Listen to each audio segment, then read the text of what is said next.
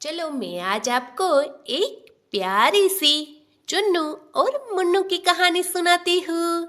एक सुंदर से गांव में दो छोटे भाई बहन रहते थे। बड़े भाई का नाम था चुन्नू और छोटी बहन का नाम था मुन्नी। दोनों एक दूसरे से बहुत प्यार करते थे।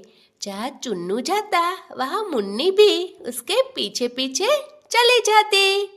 एक दिन दोनों जंगल के किनारे रंग बेरंगी तितलियां देखने गए। खेलते खेलते उन्हें पता ही नहीं चला कि वे रास्ता भटक गए हैं। मुन्नी घबरा कर बोले, भैया अब हम घर कैसे जाएंगे?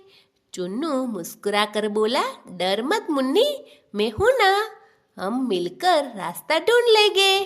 तभी उन्हें एक नन्ही चिड़िया दिखाई दी। चिड़िया ने उनकी परेशानी समझ ली और चलकर उन्हें सही रास्ते की ओर उड़ने लगी। रास्ते में एक छोटी नदी आ गई। मुन्नी डर गई। चुन्नू ने कहा, मेरा हाथ पकड़ लो, हम धीरे धीरे पार कर लेंगे। दोनों ने हिम्मत नहीं छोड़ी और सुरक्षित नदी पार कर ली। कुछ दूर चलने पर उन्हें एक बूढ़ी दादी मिली। दादी ने उन्हें पानी पिलाया और गांव का रास्ता बताया। शाम होने से पहले चुन्नू और मुन्नू अपने घर पहुंच गए। माँ बाप उन्हें देखकर बहुत खुश हुए और गले लगा लिया। माँ ने कहा, आज तुम दोनों ने एक दूसरे का साथ नहीं छोड़ा, यही सबसे बड़ी ताकत है।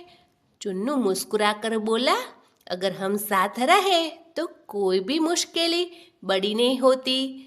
मुन्नी ने भी हंसते हुए कहा, भैया मैं हमेशा आपका हाथ पकड़ कर चलूंगी।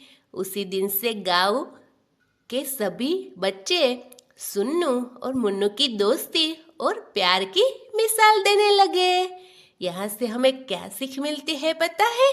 सच्चा प्यार, भरोसा और एक दूसरे का साथ हर मुश्किल को आसान बना देता है।